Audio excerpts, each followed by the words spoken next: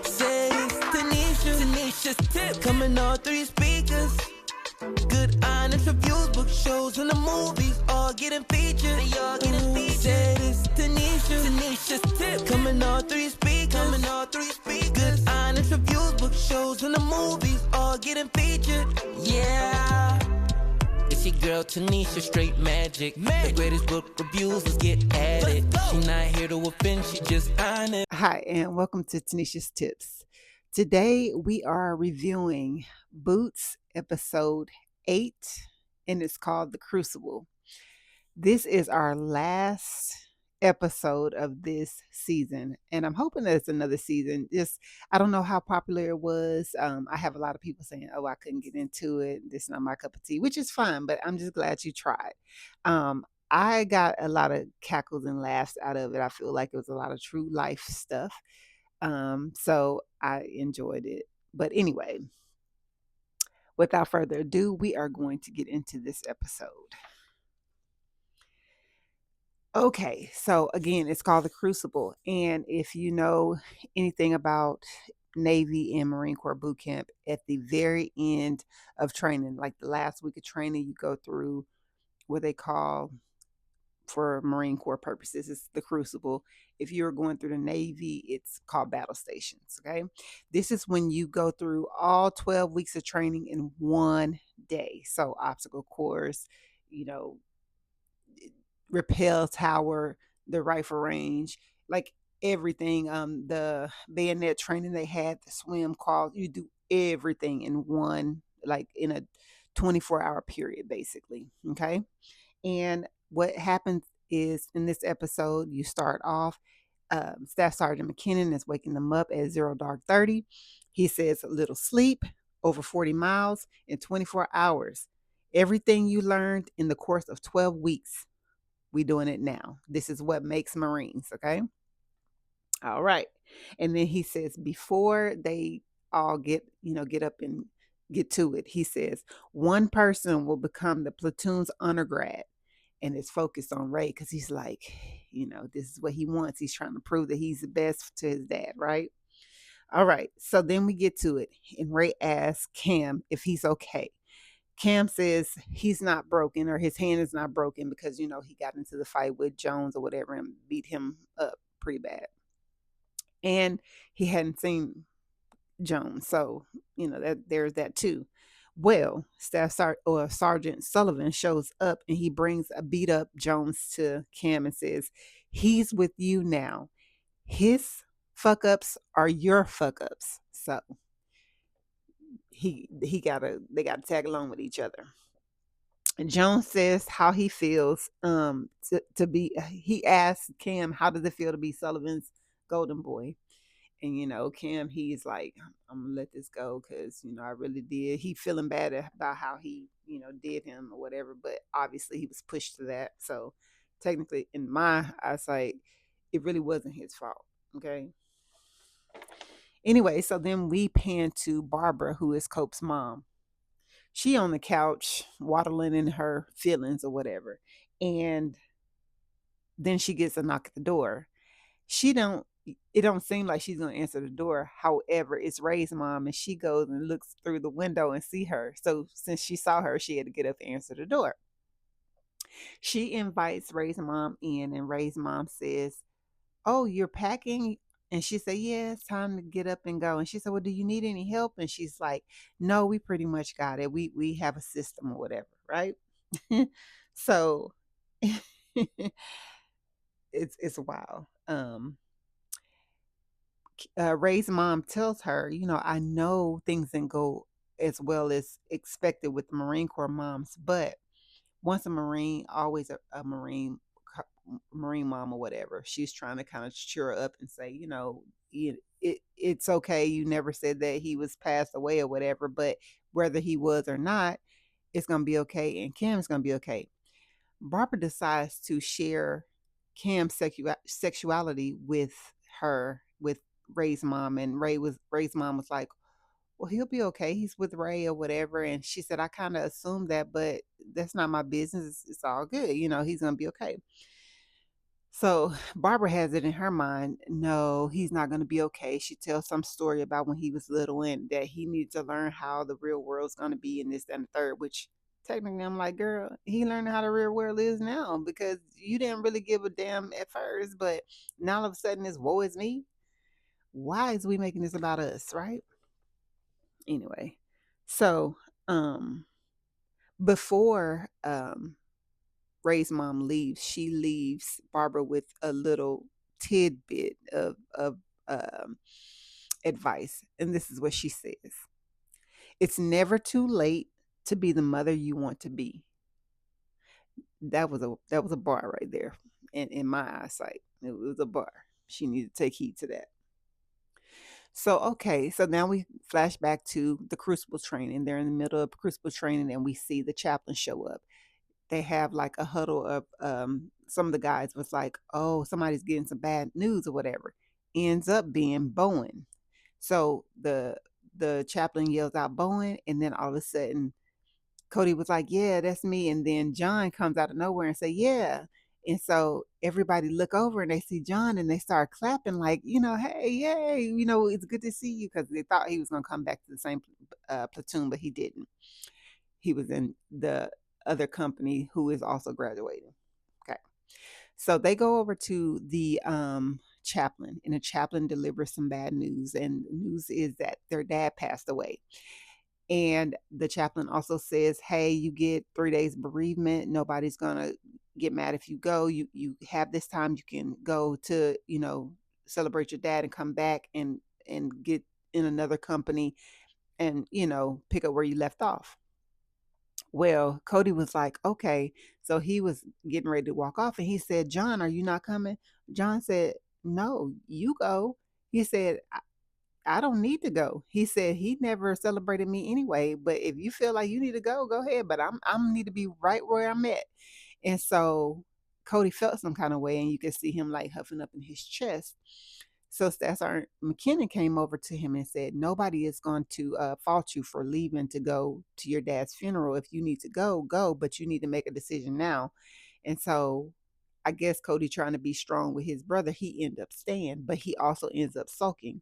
So Nash saw it and he was talking to Slovacek, and he said, why don't you go and see about your buddy? He said, what do I give a credit for? And most people in the military got that attitude, like, it ain't me, I don't care. He said, but that's your boy. And he said, okay. And he said, but if it wouldn't have been for me, you would have been somewhere on Rikers Island. Because if y'all remember, Nash was going to dink on or disqualify on the rifle range until Staff Sergeant McKinnon said, if you dink, he's going to jail and you going to go back to college or whatever. And so it mattered to him because he wanted to stay and he didn't want to go to jail. So he said, do this for me. So Sobachek went over to see if Cody was okay. Cody ends up slugging him and telling him to F off, basically. Well, telling him to F off or whatever. And he was like, what am I, Oprah or something?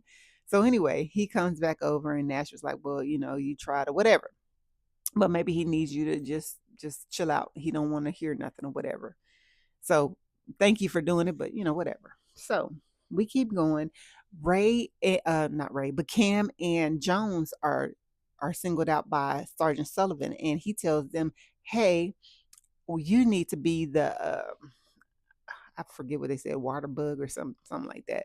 Well, they had to go get 5 gallons of water each and bring it back to the platoon while they were all eating. So they hadn't gotten to eat or anything yet. As they were gone, it was crazy. As they were gone, it pans to Ray and Santos. Santos has a bad knee and he's already on his third and last try. If he don't make it, then he's gonna get kicked out, period. And so Ray made him a homemade knee brace. And he was like, don't tell anybody. And he said, you're gonna pass this or whatever. You don't have any more chances, so you gotta pass this or whatever. So he said, I won't tell anybody. So he good to go. He said, how does that feel? It feels good. I'm gonna keep going. Okay. So yeah, water buffalo. So while Cam and Jones are water buffaloes, um, Jones was like, wait, give me 5 minutes. I'm hungry, and I know you are too. Because Cam trying to follow the rules. He's trying to take the water back or whatever, and probably wouldn't even get a chance to eat if they go back. Well, while they were out there, they had a discussion or whatever, and Jones was basically telling him, um, why are you doing this? Why are you trying to follow around somebody who is really miserable and don't like themselves or whatever? Talking about Sullivan. Well, while they were out there, the captain had actually come to the Crucible and summons to speak to Sergeant Sullivan. And it flashed back to how we left last episode with Sergeant Sullivan slamming a beer mug against somebody's face. That's all we see. And he looks at his hands or whatever. The captain says, "Hey, we have a civilian in the hospital, and he is in ICU on his deathbed or whatever. And they got like some descriptions of the person. Do you have anything to tell me?" He was like, "No, ma'am." Or he said, "Whatever comes to me, I'll deal with it," or something like that, right? Well, she gets mad at him and she said, I never thought you would give somebody else a chance to the I guess basically knock you off your square where you're gonna let them take you down. And I told you I had your back with the situation you were dealing with, but you didn't give me enough respect to stay out of trouble. Basically, you just gonna let it all go for somebody else that don't really matter. It turns out she asked to see his knuckles or whatever, and they were messed up or whatever. She is really mad, and she told him that from here on to the end of this mission, his mission is to bring back every single recruit, and they are to become Marines. So she left him, and he was like, "I ma'am," or whatever. And obviously he was hurt or whatever behind it or whatever, because he's been in the military for some years now, and obviously hurt people. So that's exactly what he was doing. So he had a tear. He ended up sucking it up, putting his cover on, and he was gonna walk back out. And Jones was like, So Kim was trying to keep Jones from, like blowing their cover, but Jones was like, forget that. He was like, Sergeant Sullivan, you said that I could get a medical waiver. I did everything that you asked me to. Cam already knows what's going on. He's on board. And so Sergeant Sullivan looked at him and said, plans change. The mission has changed. So he wasn't going to give him what he asked for and what he said he could do, which was the medical signature or whatever, so he could get out. That was crazy. Anyway, I took a lot of notes, y'all. So then it flips back to Cam's mom. She's packing, but yet she comes across a form. We don't know what this form is, but she has this look on her face like, oh, like, oh Lord, what's she about to do? So anyway, we flip back. Cody sees John that night, and he tries to confront him. Instead of it going Cody's way, John said, let me tell you one thing, two things, and three. Okay. And he read him the riot act, and he said, you do whatever you want to, but I'm here. You was following behind Dad, and Dad didn't see it for me. So guess what? I don't see it for him or you either. I said, ooh, okay then. Tell him how you really feel. Okay. So the Marine Corps did a lot for them, gave them all the backbone, and they started speaking up. I can't be mad at that now. Okay. Next morning, they called for them to get up. They got 4 minutes to get their packs, get their stuff on, get their tents rolled down and packed up or whatever, and get in formation. Cam wakes up and he is by himself. Now remember, Jones is a sleepwalker, but he looks around. He's like, where is he? So he sticks his head out. I guess he informs, the sergeants and the staff sergeant, hey, Jones is not here. They call search and rescue because obviously they in the swamp somewhere. I don't know if an alligator got them or what, right? So uh, Ray comes over and said, hey, what's going on? He was like, I just woke up and Jones ain't here. And so Sergeant Sullivan was like, hey, I know you call search and rescue, but let me go and see if I can find him or whatever. I got, skills to do it or whatever.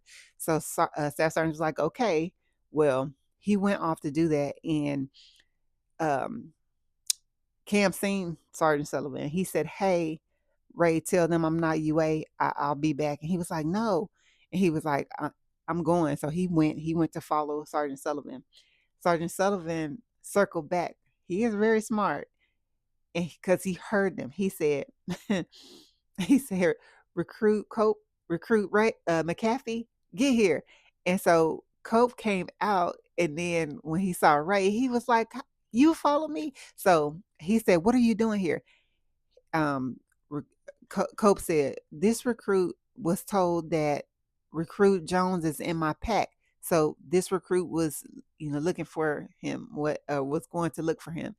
And so then Ray spoke up and said, and Sergeant and recruit Cope is in my pack. And he was like, listen, this is not on y'all. Y'all need to go back. While he was telling them that, it came across the radio that the captain was like, Sergeant Sullivan, bring those two recruits back, and then you come back as well. And he said, ma'am, with all due respect, you told me that all the recruits are to return as Marines, and I'm going to find this recruit. And then he turned off his his radio. He told them to go back. He turned around. Cope said, "You go back. I'm not going. I'm going to find him." Right. So he kept going, but he actually stopped Sergeant Sullivan, and they had a discussion.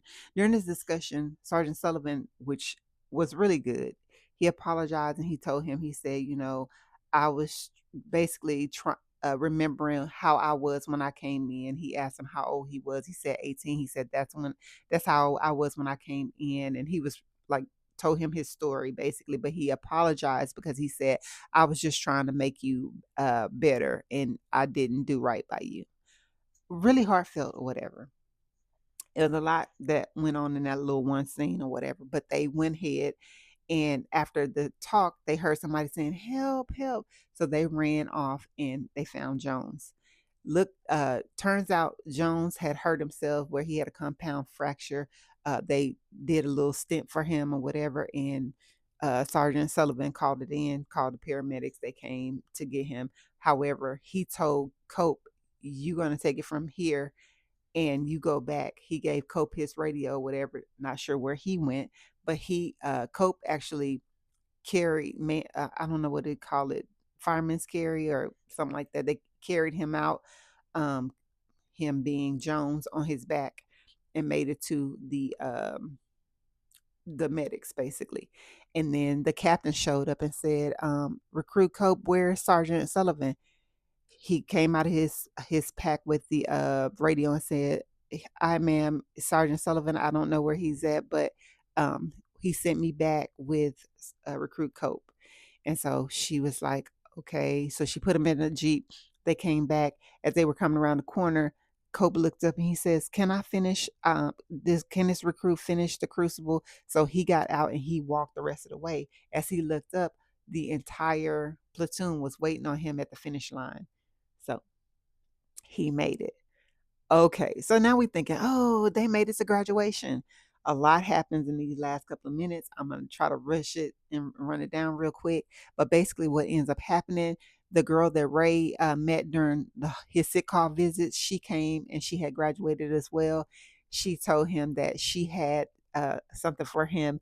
And he said, I never asked you your name. And so she handed him a piece of paper and he took it, and she said, I guess you're gonna have to figure that out when you call me. So it was her phone number. That was cute. And so he smiled or whatever and went on. He took pictures with his dad. His dad ended up saying, I'm very proud of you, and that ended up being a great thing. Then turn around, Captain Fajardo came and summons Cam to her office. They walk into the office and his mama there. Now what's she doing there? Looks like she done found Cam's real birth certificate, where she done made him a birth certificate that he always thought was his, when he's actually a year younger. He's actually 17 instead of 18, which means that he went through this boot camp for no reason, because in order for you to go to boot camp underage, you have to have a waiver, which means your parent has to sign it. He took all this information in and he asked her, now, why would you do this? He was like, I did all this for nothing. She told him, I'm sorry. If there's anything I can do, or something that she said, right? He said, ma'am, may I be excused to the head, which is the bathroom. So he went to the bathroom and splashed water on his face, had to come to Jesus with himself because, his inner self be coming out to talk to him. His inner self said, I understand you did this. However, what about me? I don't want to lose me in the process or whatever. So he goes back to the captain's office. He faces his mom. He said, you say you sorry, but are you? If you sorry, sign the paper. And she was like, what? He said, if you sorry, sign the papers. She signed that waiver and he is in the Marine Corps. She left out or whatever. She said something to him real sentimental because, she trying to make it about her. And then she walked out. He turned to the captain and she came up to him, picked the Irish pennant off his clothes and told him he's squared away, all buttoned up or whatever.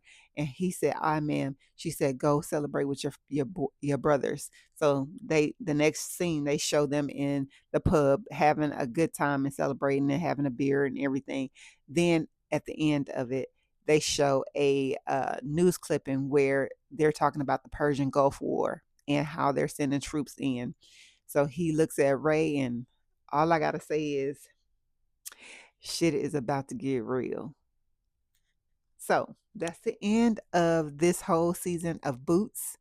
If you have not watched it and you're interested, it's on Netflix. And the entire series, there are 8 episodes, I should say. If you watch, come back and let me know. If not, like, comment, subscribe, and thank you for watching. I'll see you in the next one. Bye. Bringing rings that may leave you astonished.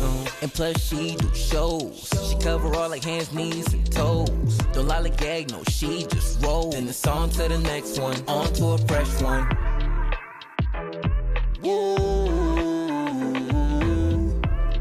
Ha. Said it's on to the next one, on to a fresh one. Tanesha's tip coming all 3 speakers. Good honest reviews, book shows, and the movies all getting featured.